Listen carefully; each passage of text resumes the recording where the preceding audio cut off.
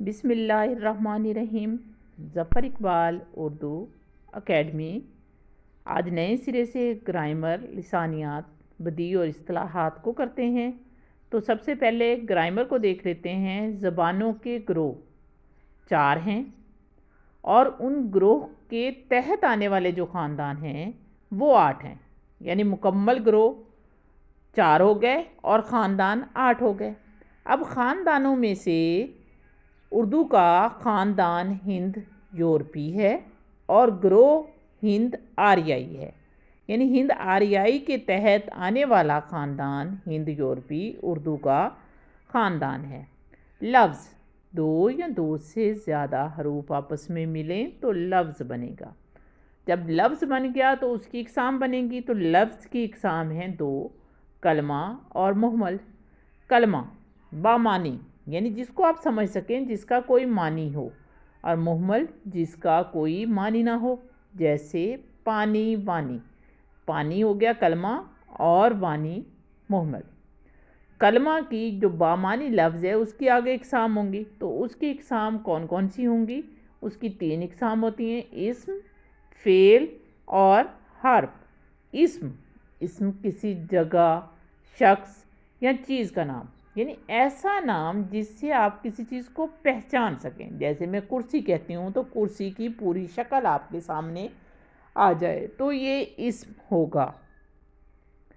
اب آرٹ کیا ہے کہ حسن کی تخلیق کی اظہار کا ہنر آرٹ کہلاتا ہے، یعنی حسن کو ظاہر بھی کرنا ہے آپ نے اور اس کو ایسی تخلیق کی صورت دینی ہے کہ وہ خوبصورتی دکھائے۔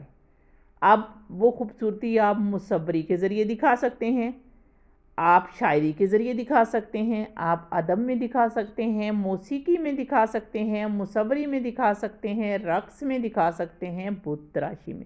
یہاں آپ نے تخلیق کی اظہار کیا، وہ ایک خوبصورتی بن گئی اور آرٹ کہلایا۔ بدیع عربی زبان کا لفظ ہے جس کا مادہ ہے بے، دال اور عین۔ اب بدیع کے لغوی معنی کیا ہوں گے؟ نیا، انوکھا، جدید۔ اب کام تو ہم ہمیشہ سے کرتے ہیں، اگر کام کو نت نئے طریقوں سے خوبصورت بنائیں گے تو کلام کو خوبصورت بنانے کے طریقے جو ہیں وہ کہلائیں گے بدیع۔ اب بدیع جو ہے اس کو صنائع بدائع بھی کہتے ہیں۔ اب صنائع جو ہے یہ لفظ صنعت کی جمع ہے۔ صنعت کیا ہوتا ہے؟ ہنر، کاریگری، کارخانہ، یعنی ایسا ایک ادارہ یا ایک ایسی مشین جو چیزوں کو نئی شکلیں دیتی ہے، نئے کالم میں ڈالتی ہے۔ تو بدیع آپ کے کلام کو، آپ کے لفظوں کو، آپ کے حرفوں کو نئی شکل میں ڈالے گا اور ایسی شکل دے گا کہ وہ خوبصورت نظر آئیں۔ اب بدیع کی بھی اقسام ہوتی ہیں، تو اس کی 2 اقسام ہیں، ایک ہے صنائع لفظی اور ایک ہے صنائع معنوی۔ صنائع لفظی لفظ سے نکلا ہے، یعنی جس میں آپ لفظوں کے ذریعے خوبصورتی پیدا کریں۔